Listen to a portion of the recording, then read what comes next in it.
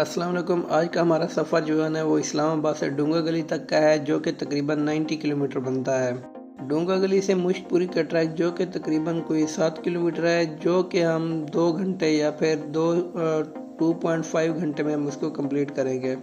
यहाँ पे आलमोस्ट जो है ना वो बर्फ़बारी वो दिसंबर में स्टार्ट हो जाती है, दिसंबर के आखिरी हफ्ते में। और ये नथिया गली की तकरीबन कोई दूसरी जो है ना वो हाईएस्ट पीक है। पहली जो है ना वो मीरन जानी है।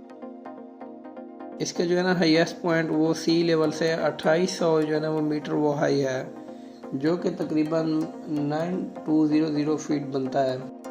उम्मीद है दोस्तों आपको ये मेरी इन्फॉर्मेशन बहुत अच्छी लगी होगी। अगर आप लोग यहाँ पे आना चाहते हैं तो आप लोग आइएगा सरसब्ज जब यहाँ पे, जैसे कि अगस्त के मंथ में, या फिर आप दूसरे मंथ में यहाँ पे आसानी से आ सकते हैं।